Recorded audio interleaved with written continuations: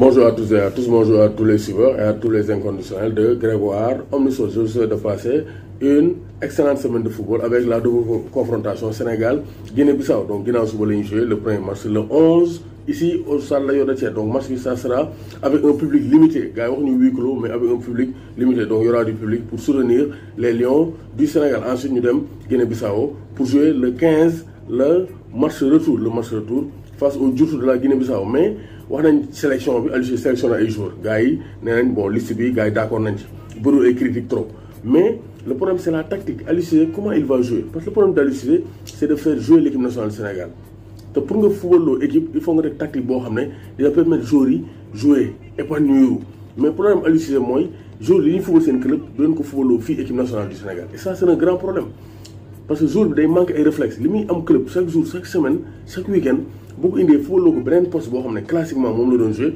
c'est un peu compliqué parce que les joueurs évoluent en club. Je vais commencer par Ismaïla Sarr.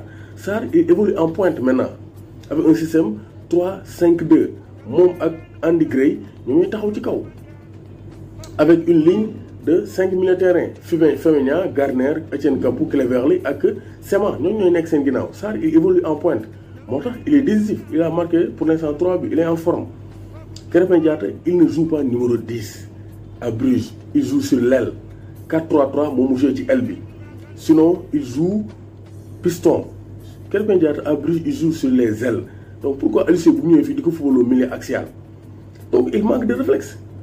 Donc temps yi mu ngi dugal ay buts yu bari avec le club de Bruges, pourquoi pas Aliou Cissé lui utiliser ko sur les ailes, pourquoi pas. Donc Aliou Cissé il doit changer de système, adapté wu avec le football moderne, jéem a évoluer parce que le système 4-3-3 prévisible boobu war na ko mën a améliorer xool équipe nationale du Sénégal ban système la war a mën a adopter pour gën a augmenter son rendement, être moins prévisible. Parce que Aliou Cissé li muy football ñëpp dañu koo xam moo tax gars yi bu ñëwee dañ koy contrer.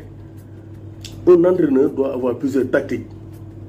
Pourquoi pas tenter un 3-4-3 ou bien un 3-5-2 ci kaw nga teg fa Ismaïla Sarr Boulaye Dia. Ismaïla Sarr Boulaye Dia mën na jouer ci kaw, Ismaïla Sarr Habib Diallo mën na jouer ci kaw. Sur les ailes aile bi mën nga waxaat Sadio Mané mën naa jouer, Sadio Mané mën naa jouer numéro 10 derrière Ismaïla Sarr ak Boulaye Dia. Ci piston yi mën nañoo teg d'un côté Arial Mendy benn côté ñu teg fa Krépin Diatta. Krépin Diatta il peut jouer piston droit, loolu joué na ko Bruges il y a 2 ans te Bruges ba léegi ci aile bi lay jouer. Des fois Philippe donc Clément day jouer avec un système 3 défenseurs te Krépin Diatta ci aile bi lay jouer comme piston. Donc pourquoi pas mu tenter ko défense bi mën naa teg une défense à 3 avec Koulibaly, Pape Abou Cissé, Salif Sané ou bien Naby Sarr. Jeex na nga teg milieu de terrain défensif comme donc Idrissa Gana Gueye n'est pas là nga teg Kouyaté au milieu de terrain comme tu l'as sélectionné en tant que milieu de terrain nga boole ko Franck Kanouté ou bien nga boole kook Moustapha Nam mu jeex. Là on aura une belle équipe. Dans les buts on a Edouard Mendy mu jeex. Donc Aliou Cissé il doit évoluer teg système 3-4-3 3-5-2 ou bien un système 4-4-2 loolu la war a def mais bàyyi 4-3-3 bi muy football 4-3-3 bi ba léegi le Sénégal est bloqué. Donc il doit améliorer son système, tester un système.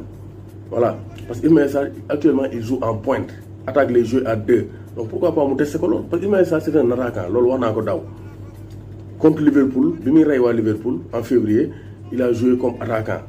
Gray da doon désonné, Ismaïla Sarr jël axe bi te bu mu jël axe bi avec sa vitesse avec son sens du placement il a donc désorienté moo rey waa Liverpool. Donc Ismaïla Sarr Aliou Cissé dafa war a réinventé wu jéem a adapté wu joueur li ñu fóol seen club mu fóol leen ko fii équipe nationale du Sénégal. Sinon à chaque fois on aura des problèmes d'adaptation. Krépin Diatta joué numéro 10 Bruges, il est talentueux mais na ko fóoloo ci aile bi concurrence ak gars yi pourquoi pas. Équipe nationale loolu moo koy riche loo mais mënoo ñëw rek nekk fóoloo ay 10 muy wàcc ci affaire yooyu. Donc équipe bi rendement bi day xaw a sooxe. Aliou Cissé 3-5-2 3-4-3 ou bien un 4-4-2 man loolu laa gis 4-4-2 nga teg Ismaïla Sarr Boulaye Dia. Actuellement Boulaye Dia c'est l'attaquant le plus en forme de l'équipe nationale du Sénégal.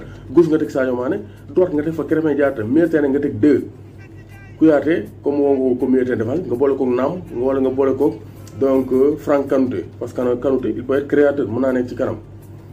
Voilà piston droit donc latéral droit Sabaly, latéral gauche Arial Mendy, axe bi comme Ousseynou Ba ñëwul nga boole Koulibaly ak Salif Sané comme ñoom nga fi am wala Koulibaly Pape Abou Cissé. Voilà loolu ça c'est un axe central solide. Dans les buts Edouard Mendy. Donc c'est ça la tactique ba pare ñuy teg bal bi football bàyyi di jël bal yi di sànni ci kaw loolu amuluñu njariñ nañ teg bal bi football song équipe bi gagné ko.